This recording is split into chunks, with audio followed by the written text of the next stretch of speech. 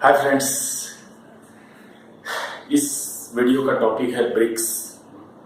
तो ब्रिक्स के बारे में आप लोग बहुत सारी चीज़ें जानते होंगे और बहुत सारी चीज़ें हैं कि जो आप नहीं जानते होंगे। तो अगर आप ब्रिक के बारे में अपनी नॉलेज थोड़ी सी और ज़्यादा करना चाहते हैं तो इस वीडियो को पूरा जरूर देखिएगा।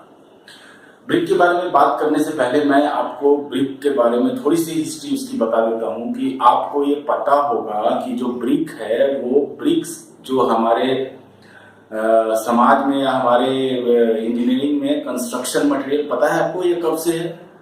ये अर्ली एज ऑफ सिविलाइजेशन के समय ही ब्रिक का आविष्कार हो चुका था और तब से ही हम ब्रिक का इस्तेमाल करते आ रहे हैं अपने कंस्ट्रक्शन मटेरियल्स के इस्तेमाल के मटेरियल के रूप में। हालांकि पहले कई सारे स्ट्रक्चर्स में देखा गया जिसमें केवल सन ड्राइड ब्रिक का इस्तेमाल किया गया, जैसे ग्रेट वॉल ऑफ चाइना है 200 साल before Christ. Great wall of China जो बनाया गया था 200 साल क्राइस्ट के पहले, बिफोर क्राइस्ट, और उसमें सन ड्राइड और बर्न क्ले ब्रिक दोनों का इस्तेमाल हुआ है।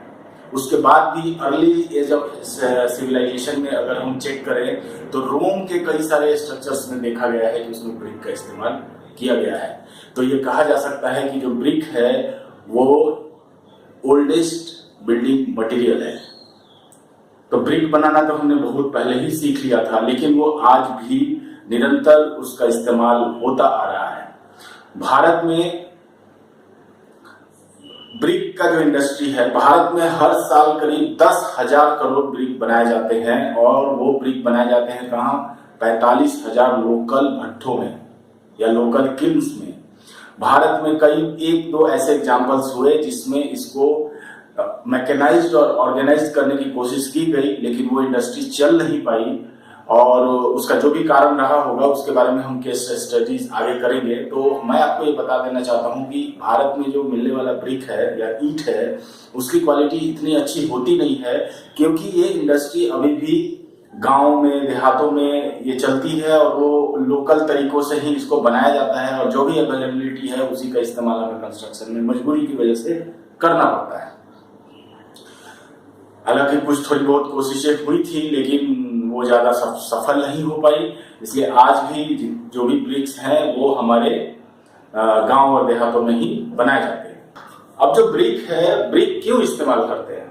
अर्ली एजेस में जो मिडिल का एज था उस समय सबसे ज़्यादा कंस्ट्रक्शन मटेरियल के रूप में इस्तेमाल होता था लकड़ी, लेकिन लकड़ी को रिप्लेस कर दिया ब्रिक। क्यों? क्योंकि लकड़ी में सबसे ज्यादा दिक्कत ये था कि वो तुरंत आग पकड़ लेता था और वो फायर हजार्ड जो है उसको रोकने के लिए ब्रिक ने उसको रिप्लेस कर दिया, क्योंकि ब्रिक में बहुत ही अच्छी खासी फायर रेजिस्टेंस होता है। इवन स्टोन मशीनरी से भी ज्यादा अच्छा फायर रेजिस्टेंस होता है ब्रिक के अंदर, जिसकी वजह से ये ब्रिक जो है लकड़ी के ऊपर अपना वर्चस्व बना पाया। और एक आग लगा था ग्रेट फायर ऑफ लंदन, जिसको बोलते हैं ग्रेट फायर ऑफ लंदन, और उस जो बहुत बड़ी आग लगी थी 1666 ईस्वी में। तो उस आग के बाद ये सबको ये रियलाइज हुआ कि जो लकड़ी का घर है वो बनाना ठीक नहीं है आग के पॉइंट ऑफ व्यू से। तो उसके बाद पूरा का पूरा जो ऊंट का शहर लंदन था उसको बदल दिया गया ईंटों के शहर से, यानी सारे के सारे घर जो है ईंटों के बना दिए गए।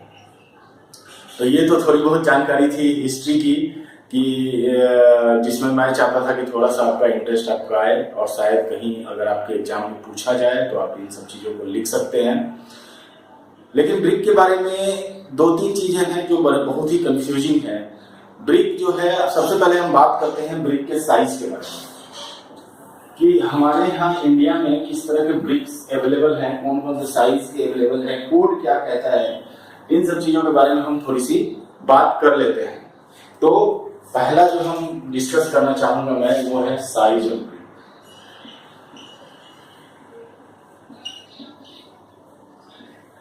अब देखिए, जो बुक्स में या कोड्स में अगर आप पढ़ेंगे तो उसमें जिक्र होता है स्टैंडर्ड साइज ऑफ ब्रिक या स्टैंडर्ड ब्रिक। स्टैंडर्ड ब्रिक जो होता है वो होता है 19 सेंटीमीटर इंटू 9 cm, या यूं कहें अगर mm में लिखे तो 190 इंटू 90 इंटू 90 mm। और यही इसी ब्रिक को अगर मोटर के साथ कंसीडर करें तो ये हो जाता है 200 mm into 100 mm into 100 mm। अब ये है standard brick, Indian standard brick का साइज है और इसी को बोलते हैं nominal size of modular brick, यानी this is called modular brick. ये मॉड्यूलर ब्रिक है, लेकिन इंडिया में जो ब्रिक मिलता है, जो इंडिया में ब्रिक मिलता है उसका क्या साइज होता है? इंडिया में जो ब्रिक का साइज जो जिसको कहते हैं ट्रेडिशनल ब्रिक, ट्रेडिशनल।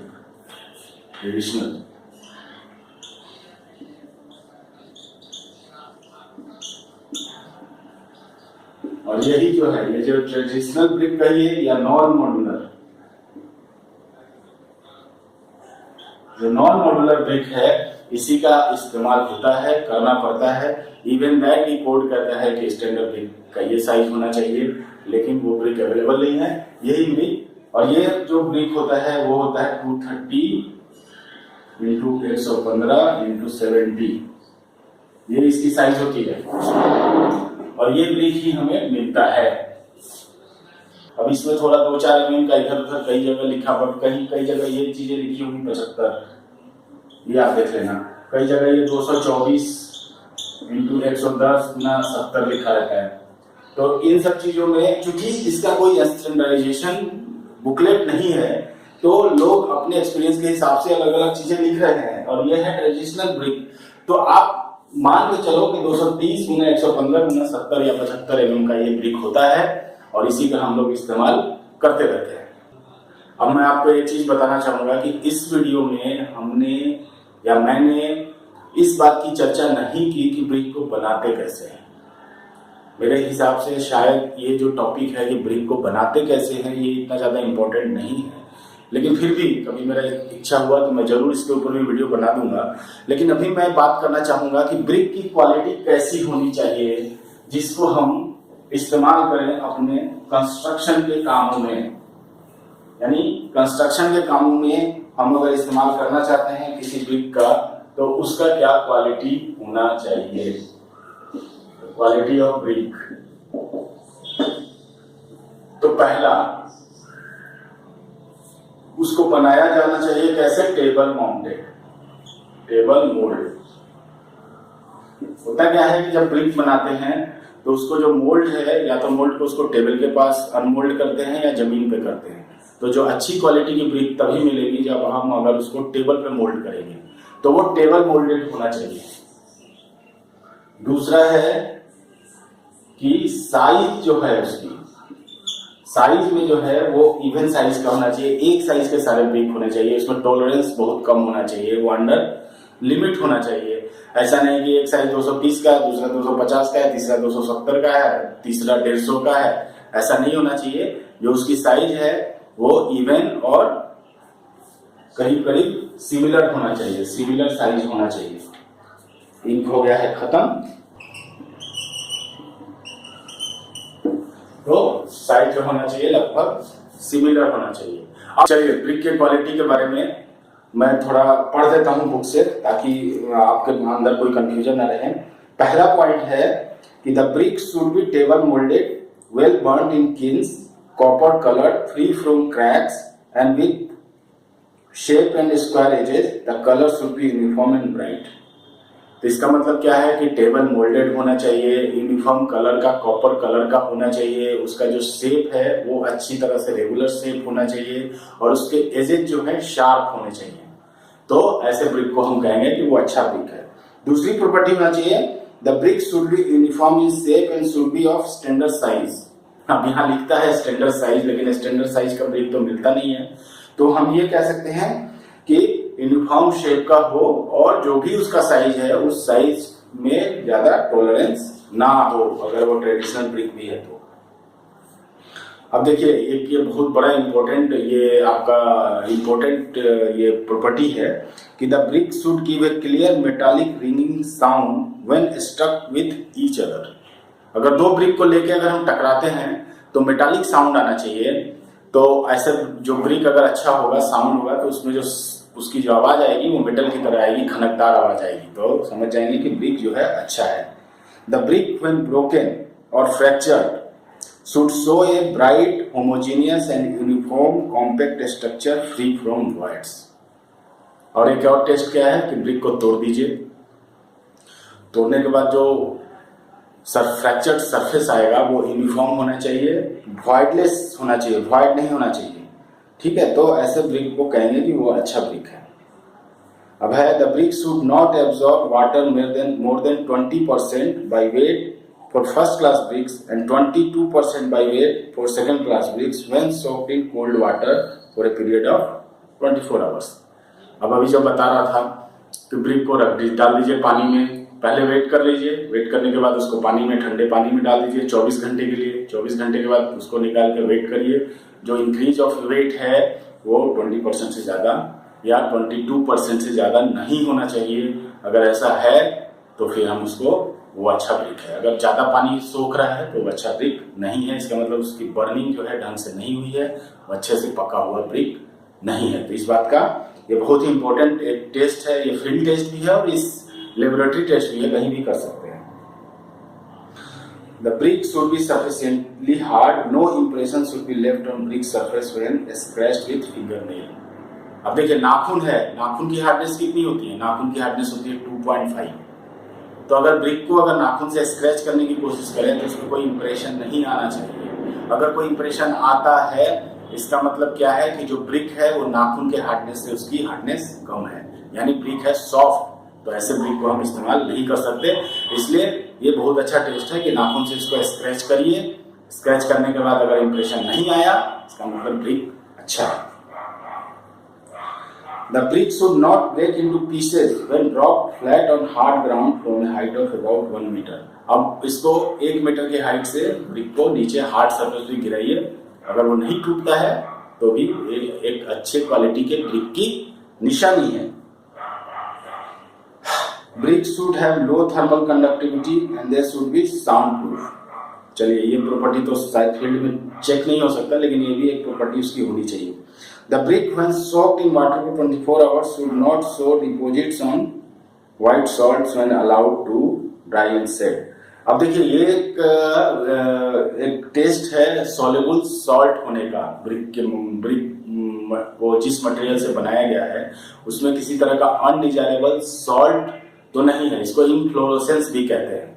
तो उसमें क्या करते हैं कि ब्रिक को 24 घंटे के लिए पानी में रखते हैं, फिर उसको शेड में सुखाते हैं। तो शेड में सुखाने के बाद उसमें सफेद सफेद धब्बे पड़ जाते हैं। तो अगर ये धब्बे 50% से ज्यादा है तो वो ब्रिक जो है बहुत ज्यादा सीवियरली सॉल्ट से अटैक्ड है। तो ये एक मैटर हो जाएगा डिसीजन का कि इस ब्रिक को इस्तेमाल करना है या नहीं करना है। ये ऑन साइड जिस तरह का मटेरियल अवेलेबल है उस हिसाब से इंजीनियर को डिसाइड करना पड़ेगा। No brick should have crushing strength below 5.5 newton per mm²। तो अगर इसको आप टेस्ट करना चाहें तो कर लें, लेकिन ये डेटा है कि 5.5 न्यूटन से कम, 5.5 न्यूटन पर mm² से कम जो है ब्रिक की क्रशिंग स्ट्रेंथ नहीं होनी चाहिए। तो ये तो थी ब्रिक की कुछ प्रॉपर्टीज जो कि एक अच्छे ब्रिक की क्वालिटी होनी चाहिए।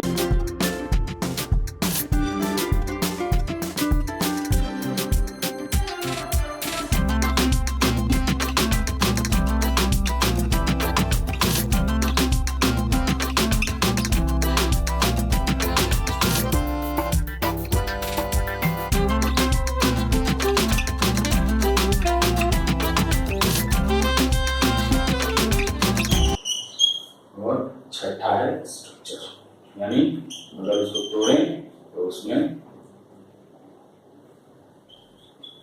उसका जो स्ट्रक्चर हो वो बिल्कुल यूनिफॉर्म होना चाहिए।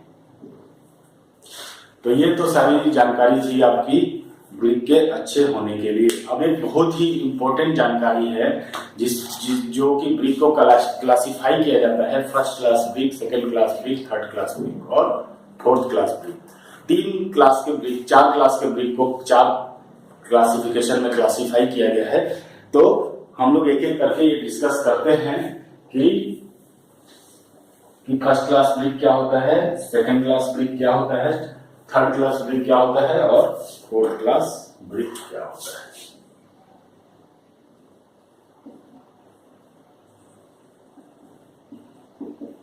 अब देखिए जो फर्स्ट क्लास ब्रिक है उसका पहला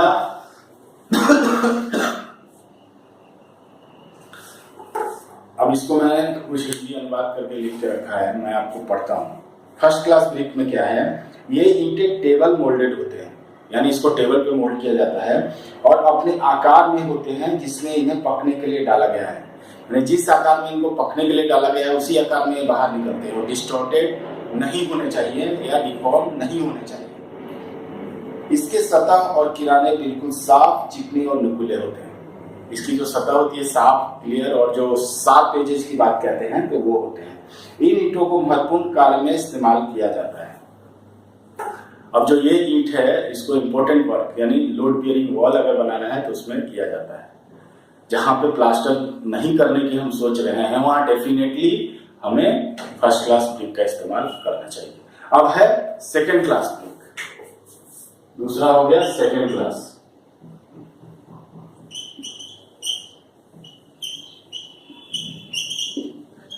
अब सेकेंड क्लास ब्रिक की प्रॉपर्टीज के बारे में मैं बताता हूं आपको। इन ईंटों को जमीन पर ही मोल्ड किया जाता है, यानी ये ग्राउंड मोल्डेड होते हैं और इनको भट्ठी में ही पकाया जाता है। इनकी सतहें थोड़ी बहुत रुखरी और आकार भी थोड़ी सी बिगड़ी हुई हो सकती है।